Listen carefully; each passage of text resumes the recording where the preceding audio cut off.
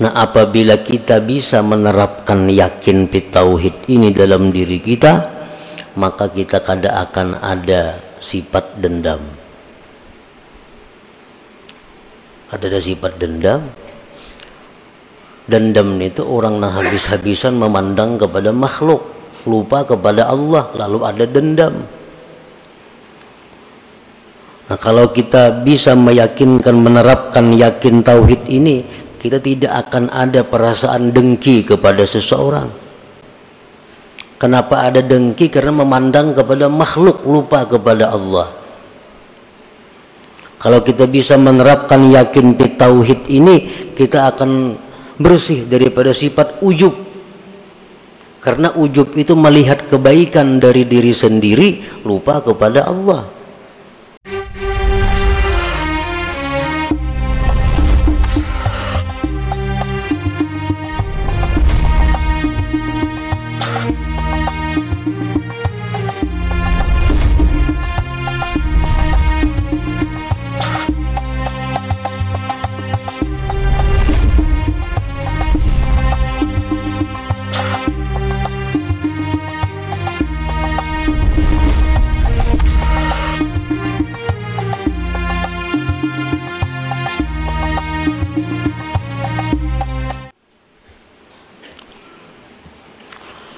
Bismillahirrahmanirrahim.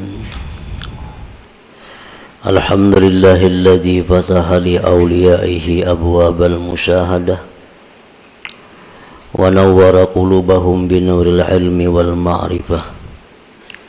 Asyhadu an la ilaha illallah wahdahu la syarika lah wa asyhadu anna sayyidana Muhammadan abduhu wa rasuluhu rahmah.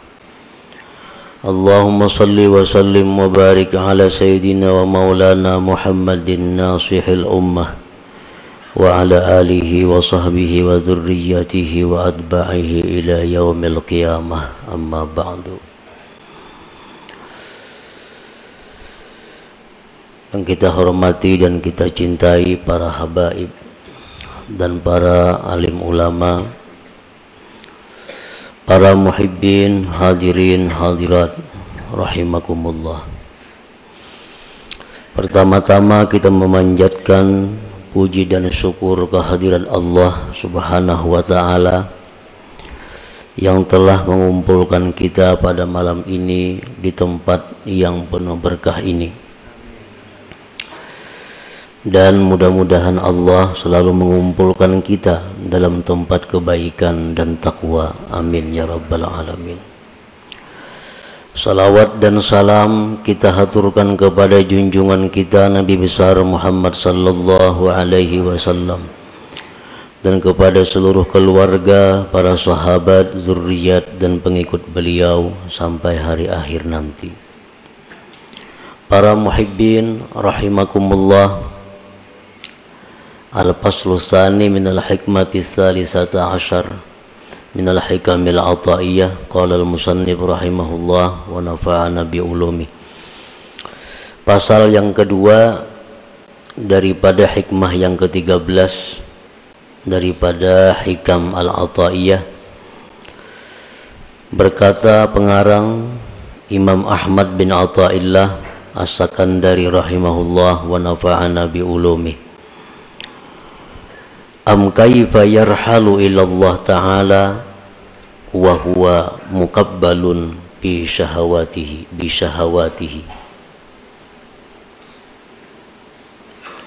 Am kaifa yarhalu ilallah wa huwa muqabbalun bi syahawatihi,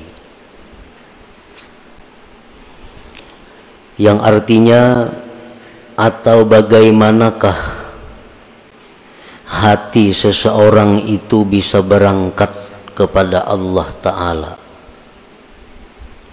sedangkan hati itu diikat, dililit dengan syahwat-syahwatnya.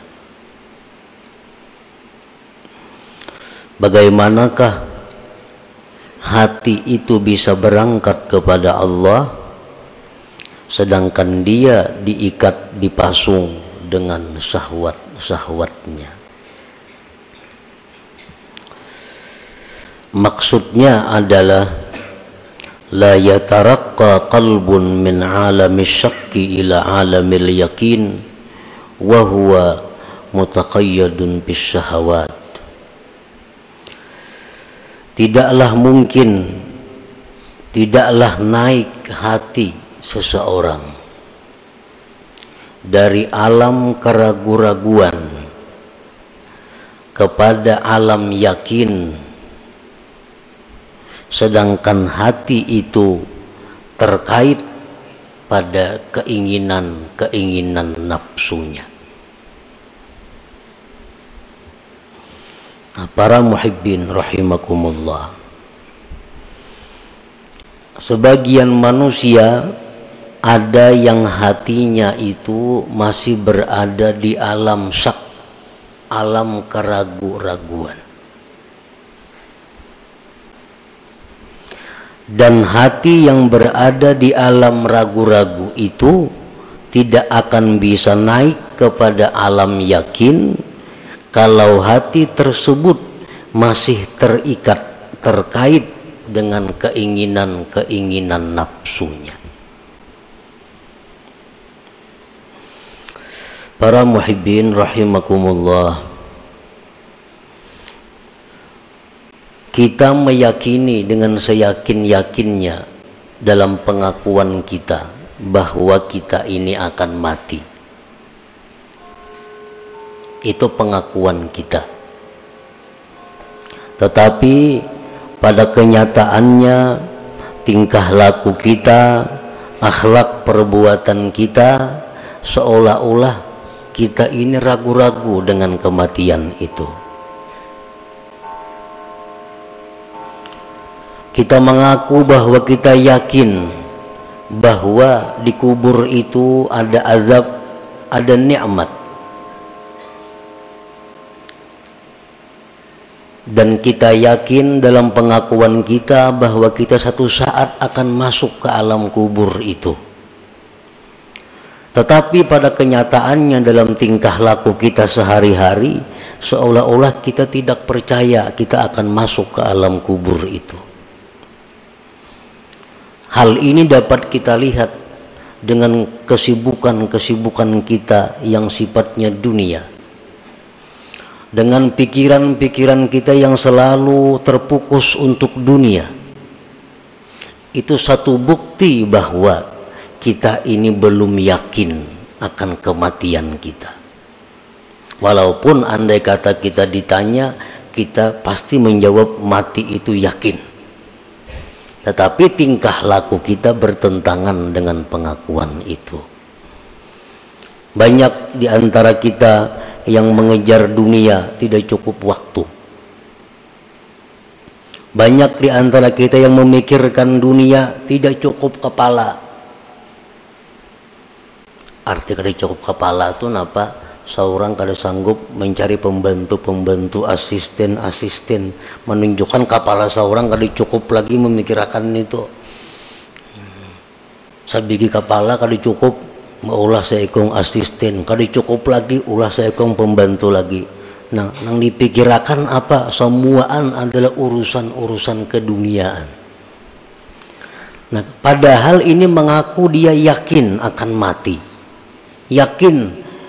Tetapi tingkah lakunya tersebut menunjukkan bahwa dia itu ragu-ragu. Nah, ini yang dimaksud dengan bahwa tidak bisa naik hati daripada alam ragu-ragu kepada alam yakin kalau hati itu masih terikat dengan keinginan-keinginan nafsunya, dengan keinginan-keinginan syahwatnya. Nah, para muhibbin rahimakumullah,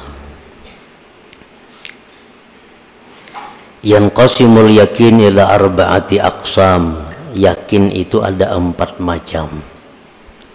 Ini yang mesti kita datangi, ini yang mesti kita tempati, ini yang mesti kita naiki, supaya hati kita jangan diam pada alam ragu-ragu ini, naik kepada alam yakin. Yang pertama, al-yakin bitauhid. yakin pada tauhid. Yakin pada tauhid itu artinya adalah an la yaral asya kullaha illa minallah musabbibil asbab fala yaltafitu wa la yata'allaqu wa la yastanidu ilal asbab. Yakin pada tauhid itu bahwa dia tidak melihat akan sesuatu itu seluruhnya kecuali dari Allah yang menerbitkan segala sebab. Maka dia tidak menoleh kepada sebab, tidak berpegang kepada sebab, dan tidak bersandar kepada sebab. Nah, ini orang yang yakin dalam tauhidnya. Bukan meniadakan asbab, bukan membuang asbab, tetapi dia tidak bersandar kepada asbab. Hatinya kada bergantung kepada asbab, hatinya kada menoleh kepada asbab.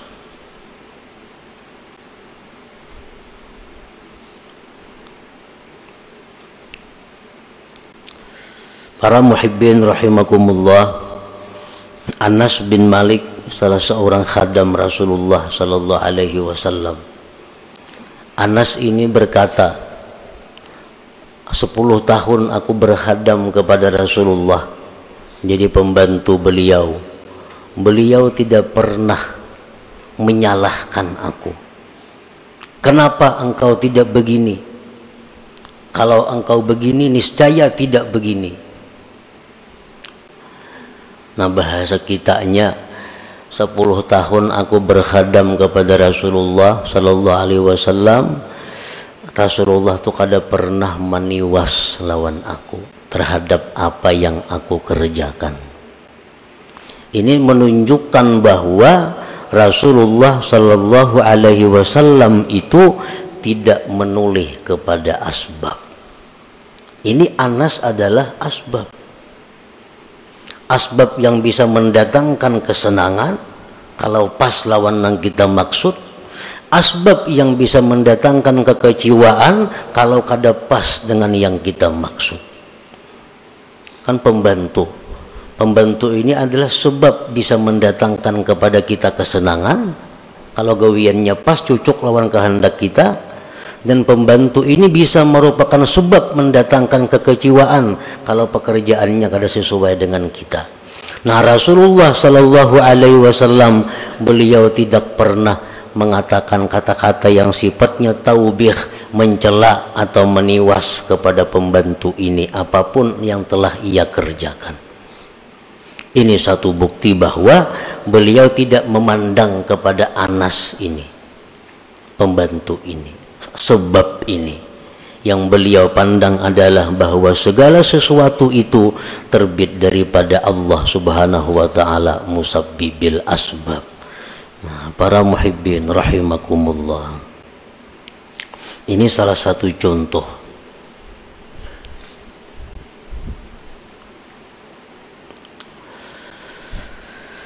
Nah, jadi yakin yang pertama adalah yakin pada tauhid. Yakin dalam tauhid itu adalah melihat sesuatu itu merupakan ciptaan daripada Allah sebagai musabbibil asbab. Maka dia tidak menoleh lagi, tidak bergantung lagi, tidak bersandar lagi kepada sebab ini. Nah, apabila kita bisa menerapkan yakin pi tauhid ini dalam diri kita, maka kita kada akan ada sifat dendam. Ada sifat dendam.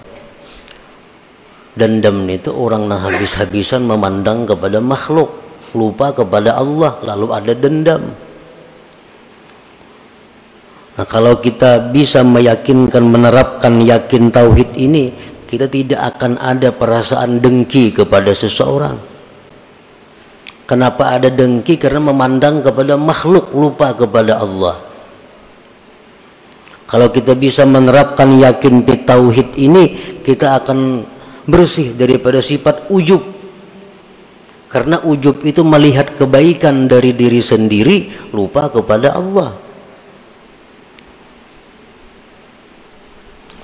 Nah, jadi sifat menyalahkan orang lain, sifat dendam, sifat dengki, sifat ujub itu akan selalu bersarang dalam hati kita selama kita masih berada di alam syak, di alam keraguan-raguan ini.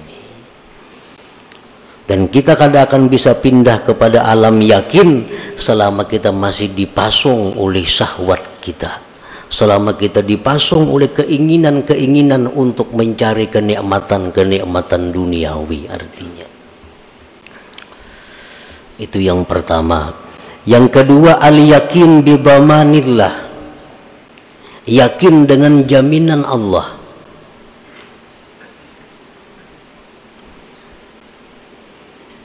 Fala yahtammu birrizqi, maka dia tidak risau dengan rezekinya.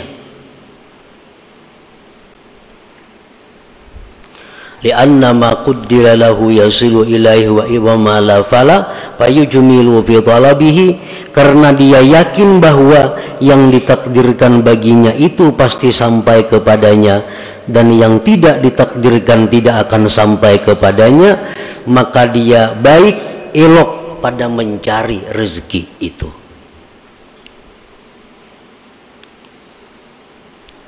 Nah, yakin yang kedua, yakin dengan jaminan Allah. Allah sudah menjamin bahwa apa yang dia tetapkan untuk kita itu pasti akan sampai kepada kita. Apa yang tidak milik kita tidak akan sampai kepada kita. Nah, kalau kita yakin itu, payujmilu fit talab, maka dia akan ilok dalam hal mencari rezeki. Nang ilok mencari rezeki itu kayak apa? Pertama, tahu halal haram. Oh, ini yang halal, ini yang haram. Yang kedua, dinamakan ilok dalam mencari rezeki adalah tahu waktu. Ini waktu mencari rezeki, ini waktu beribadah, ini waktu menuntut ilmu, ini waktu untuk keluarga. Nah, ini dinamakan baik dalam menuntut rezeki.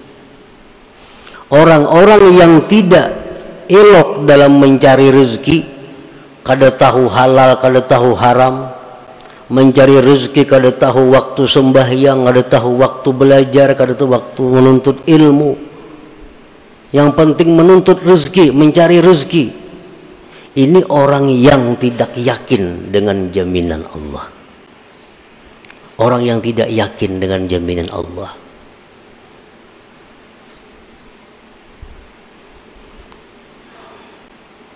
Kalau orang yakin dengan jaminan Allah, dia pasti elok mencari rezeki. Pasti bagus mencari rezeki itu, artinya beradab.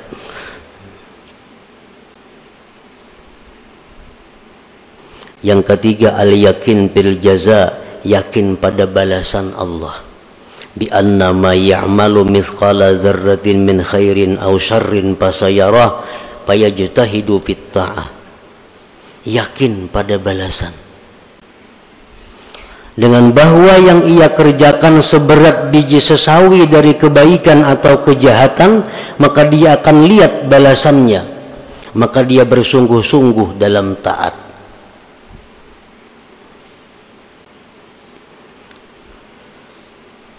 Allah melalui Rasulullah SAW menyatakan bahwa kalau engkau sembahyang ini, maka balasannya itu lebih baik daripada surga, lebih baik daripada dunia dan isinya. Nah, ini janji Allah. Kalau engkau melakukan ini, engkau akan diazab dengan azab yang sangat pedih. Ini adalah janji Allah. Nah, kalau kita yakin pada balasan yang dijanjikan Allah itu, fayajtahidu fit ta'at, maka kita sungguh dalam taat kepada Allah.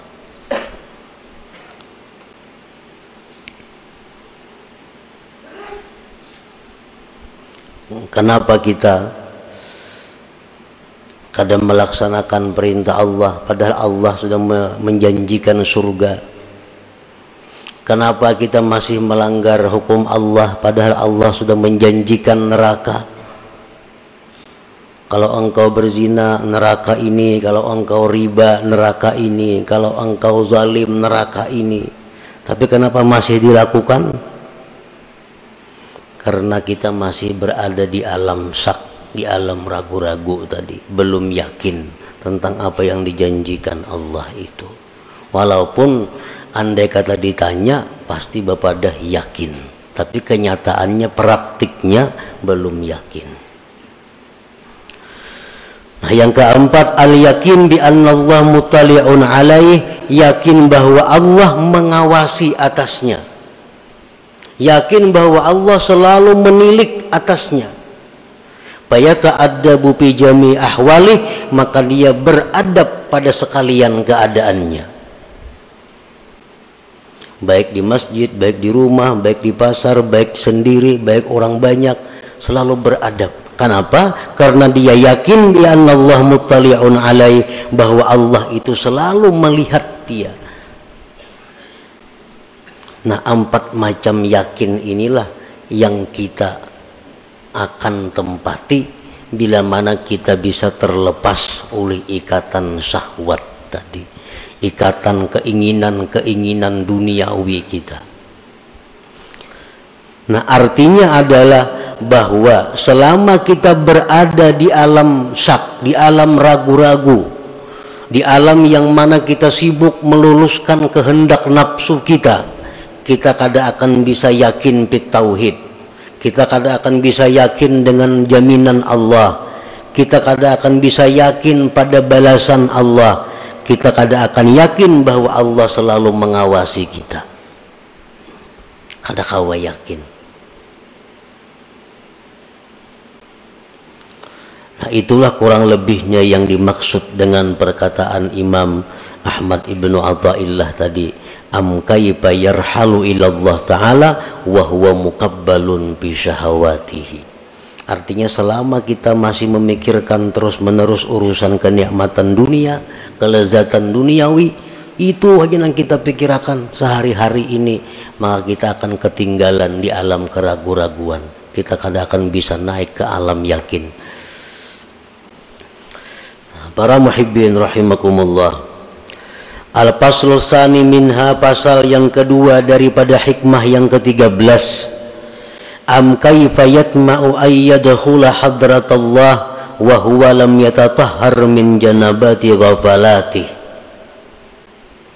Atau bagaimanakah ingin itu hati, bagaimanakah ingin itu hati masuk ke hadirat Allah, sedangkan hati itu belum suci dari junub kelingahannya, kelalaiannya.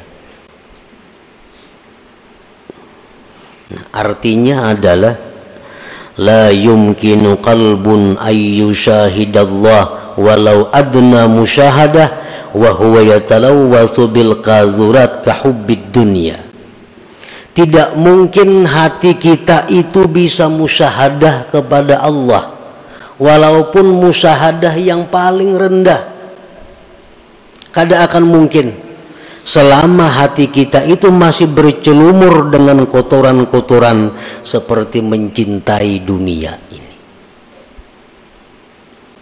Sekurang-kurang musyahadah itu adalah musyahadah fi'lullah.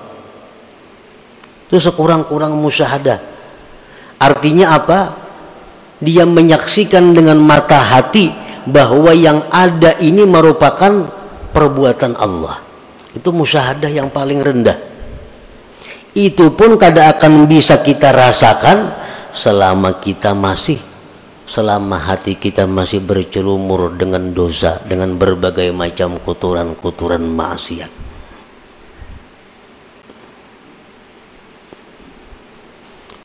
Yang dicari itu melihat sesuatu, ingat lawan Allah. Melihat nangka ini balangnya, ingat lawan Allah.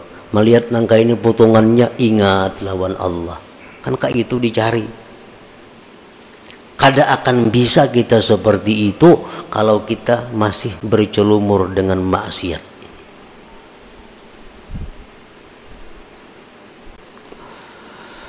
Pakama yumna'ul junub ay yadkhulal masjid fakadzalika yumna'u qalbun mutalawisun bizzunub ayyadkhula hadratullah ta'ala.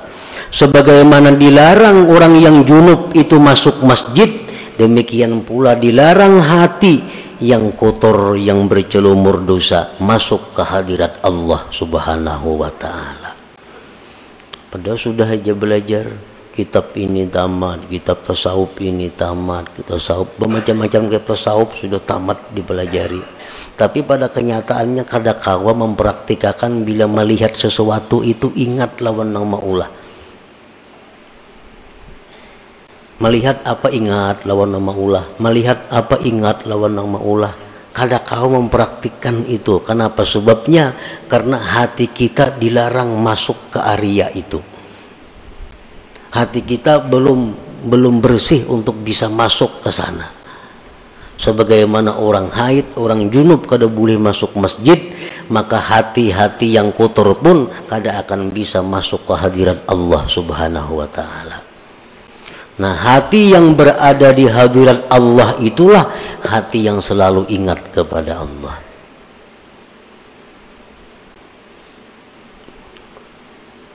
Nah, jadi artinya amun kita hendak nang macam itu selalu ingat lawan Allah.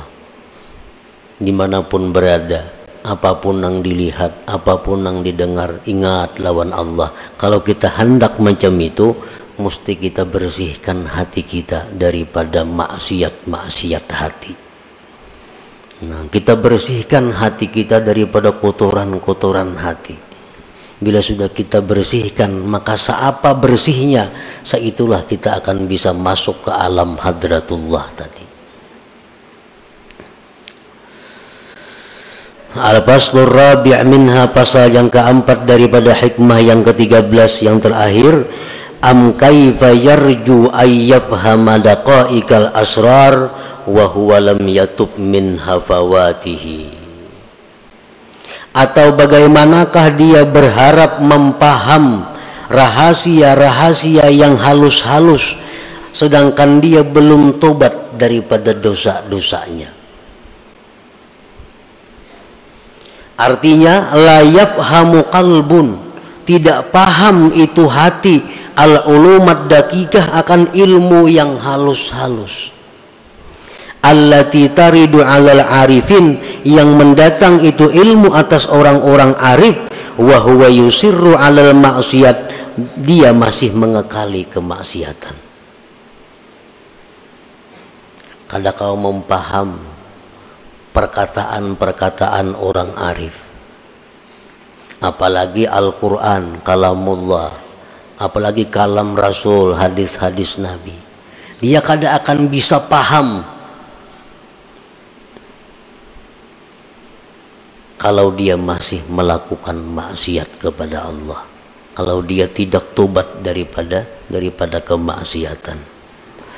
La yafhamu qalbun ala ulumad dakikah, tidak akan bisa mengerti itu hati akan ilmu nang halus-halus. Kitab hikam termasuk kitab yang dianggap sebagai ilmu yang halus-halus. Kada akan bisa mengerti kitab ini kalau hati kita ini masih bercelumur dengan maksiat kal hasadi, seperti dengki, wal hikdi, dendam, wa idmarisu ala ahadin minal muslimin, masih menyimpan ada kejahatan kepada seseorang muslimin. Kita kada akan bisa paham apa-apa yang dimaksud, yang diisyaratkan oleh orang-orang yang arif dengan Allah. Nah, para muhibbin rahimakumullah, maka itulah 4 pasal yang terkandung di dalam hikmah yang ke-13 daripada Al-Hikam Athaiyah ini. Nah, selanjutnya insyaallah kita sambung dengan hikmah yang ke-14 sesudah hari raya nanti insyaallah. Sesudah lebaran dan Rabu yang akan datang kita sudah mulai pray insyaallah. Malam Rabu hidup 15 bulan Syawal insyaallah taala. Ila hadratin Nabi sallallahu alaihi wasallam. Al-Fatihah.